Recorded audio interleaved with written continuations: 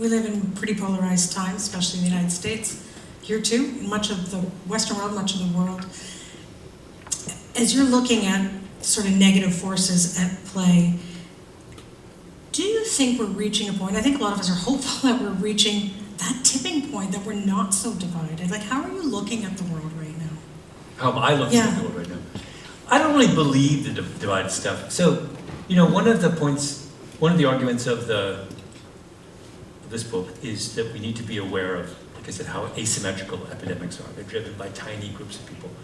And so, for example, I have that chapter on COVID, which points out this fact, which we only really became aware of very late in the pandemic, which was that if I were to, so this is a digression. When you breathe out of your mouth and nose when talk, come little tiny droplets of moisture called aerosols, microscopic droplets. When you had COVID, there's a little viral particle inside every one of those droplets. You can measure the amount of aerosols people produce by breathing into this box. Measures it with lasers. If I made this entire room breathe into the box and measured everyone's aerosol production, what you would discover would not be a bell curve distribution. You would discover that virtually everyone in this room would produce the same number of aerosols, and it would be very, very small. On the scale, it would be like less than 100. But we would discover, if there's 1,000 people in this room, there would be 10 people who would blow not 100, but 3,600. So 36x more than the norm. Those 10 people are all that matter, right? If I'm one of those 10 and I have COVID right now, I'm sorry, but guys, it's over. I mean, you get a book and you get COVID. Yeah, you get a little gift, double tap.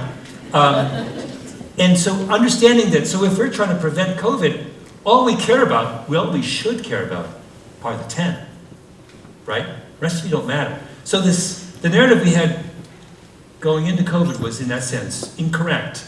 It said that we're all equally culpable in the spread of this virus, so we all have to stay home, we all have to wear masks, we all have to take precautions. And the real answer is, no, actually we don't. We need to know the 10 are. They have to stay home. Right? Now that's really, you can see. Yeah, let's play out this thought experiment. Gets a whole level of complication. But that's what, when you learn about an epidemic, those are the kinds of uncomfortable facts you learn. Now that's a little bit of truth that can help you deal very effectively with the next epidemic, but it's also a little bit of truth that makes your life complicated, right? In all kinds of different ways. Anyway, to answer your question, when you look at negativity online, most of us are not negative online. If you look at 80% of fake news comes from 0.1% of active social media users. 0.1%. 30% of online content is considered toxic. That's produced by 3% of users.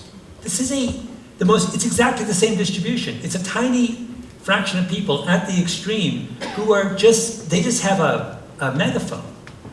And we look at the effects of these small number of people shouting in a very loud voice, and we think it's us. It's not us. It's nothing to do with us. It's just a bunch of whack jobs in their basement. Like, it's just not. And once we learn that, most people are not doing that. If you look at anti-vax, someone looked at all of the anti-vax nut job postings during the pandemic.